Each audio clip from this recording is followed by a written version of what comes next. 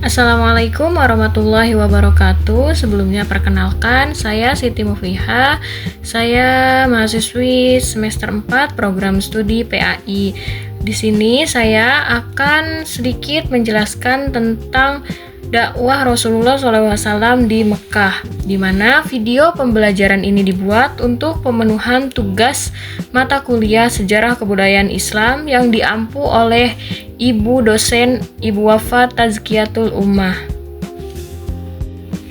Sebelum Nabi Muhammad dakwah ke Mekah, kondisi di Mekah itu sangat amat memprihatinkan, di mana banyak terjadi kesenjangan sosial, perjudian, dan minuman keras menjadi kebiasaan, serta masyarakat kecil yang dikucilkan, diperlakukan tidak adil, dan terutama masyarakat kota Mekah itu, mereka masih menyembah berhala.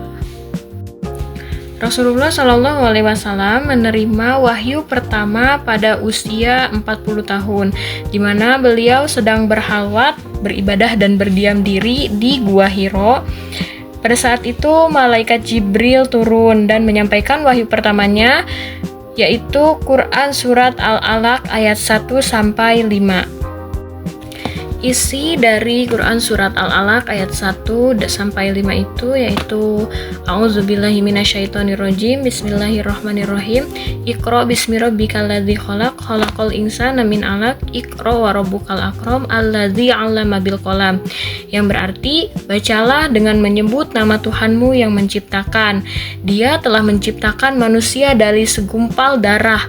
Bacalah, dan Tuhanmulah yang maha mulia, yang mengajar manusia dengan pena, dan dia mengajarkan kepada manusia apa yang tidak mereka ketahui. Di kota Mekah, Rasulullah SAW melakukan dakwah secara sembunyi-sembunyi. Dakwah ini dilakukan sekitar 3 tahun. Dalam dakwah ini, Nabi Muhammad SAW mengajak orang-orang terdekatnya terlebih dahulu. Di antaranya Khadijah binti Khuwailid, Ali bin Abi Thalib, Abu Bakar As-Siddiq, dan Zaid bin Haritsah. Tujuannya adalah agar dakwah dapat berkembang dengan aman. Nah, setelah 4 orang tersebut yang masuk Islam, lalu ada 2 orang lagi sahabat Rasulullah yang masuk Islam. Nah, mereka disebut sebagai kelompok as-sabiqunal awalun atau orang-orang yang pertama kali masuk Islam. Nah, diantaranya adalah Khadijah binti Khuwailid, Ali bin Abi Thalib, Abu Bakar As-Siddiq, Zaid bin Haritsah, Utsman bin Affan, serta Abdurrahman bin Auf.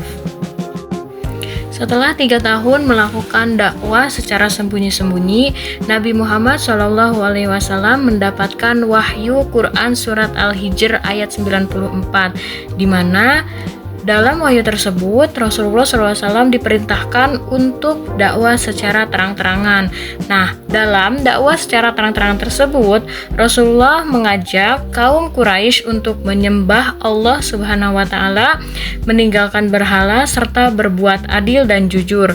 Allah memerintahkan Nabi Muhammad SAW berdakwah secara terbuka. Dakwah dilakukan di berbagai tempat, termasuk di Bukit Sofa. Nah, dalam dakwah secara terang-terangan tersebut pada kaum Quraisy, tidak semua kaum Quraisy menerima ajakan dakwah Rasulullah. Sebagian besar dari mereka banyak yang menentang dan menolak. Alasannya karena takut kehilangan kedudukan. Mereka takut kehilangan keuntungan dari penjualan hasil perdagangan berhala atau patung. Dan mereka tidak ingin meninggalkan tradisi nenek moyang.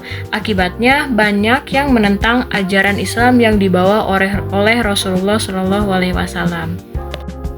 Dalam dakwah secara terang-terangan kepada kaum Quraisy tersebut, Rasulullah SAW mendapat tantangan dan cobaan. Di antaranya diejek dan dihina, disiksa secara fisik, dikucilkan oleh masyarakat, diboikot secara ekonomi, bahkan diboikot secara sosial. Nah, dalam perjalanan dakwah Rasulullah SAW di kota Mekah tersebut, ada hikmah yang dapat kita ambil di dalamnya. Di antaranya, sabar dalam menghadapi kesulitan, berani menyampaikan kebenaran, tetap berbuat baik kepada orang lain, dan tidak mudah menyerah dalam berjuang. Nah, dari semua yang telah saya sampaikan dapat disimpulkan bahwa dakwah Nabi Muhammad SAW di Mekah dimulai dengan turunnya wahyu pertama di Gua Hiro, yaitu Quran Surat Al-Alaq ayat 1-5. Lalu dakwah dilakukan secara sembunyi-sembunyi, kemudian dilakukan secara terang-terangan untuk mengajak manusia agar menyembah Allah dan berakhlak mulia. Meskipun menghadapi berbagai tantangan dari kaum Quraisy, Nabi Muhammad SAW tetap sabar, istiqomah, dan tidak pernah menyerah. Nah, semangat dari dakwah Rasulullah ini patut kita jadikan contoh dalam kehidupan sehari-hari. Mungkin hanya itu yang dapat saya sampaikan. Kurang lebihnya saya memohon maaf yang sebesar-besarnya karena di sini saya masih dalam tahap pembelajaran. Selanjutnya, mari kita saksikan bersama video perjalanan dakwah Nabi Muhammad SAW. Terima kasih. Wassalamualaikum warahmatullahi wabarakatuh. Selamat menyaksikan. Setelah menerima wahyu, Rasulullah berdakwah secara sembunyi-sembunyi di tengah Mekah yang masih penuh dengan berhala. Wahyu tersebut mengenai ajakan untuk memeluk agama Islam, dan beliau sampaikan kepada orang-orang yang terdekatnya secara diam-diam.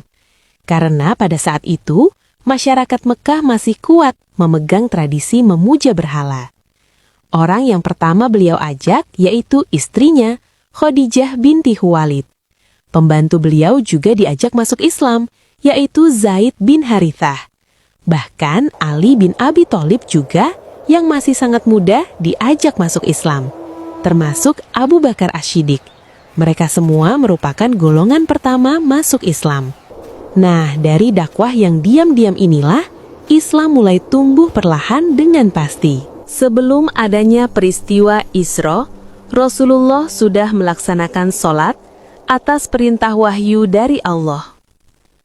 Perintah sholat tersebut tercantum dalam surat Al-Mu'min ayat 55. Ibnu Hajar juga menuturkan bahwa sebelum peristiwa Isra, Rasulullah telah melaksanakan sholat lebih dulu. Terdapat pendapat yang menyatakan bahwa sholatnya 2 kali, yaitu sebelum terbit matahari dan sebelum terbenam matahari. Dakwah secara sembunyi-sembunyi akhirnya mulai diketahui oleh kaum Quraisy di Mekah. Sebagian kaum Quraisy khawatir karena kaum mukmin semakin kuat dalam persaudaraan dan saling bahu-membahu.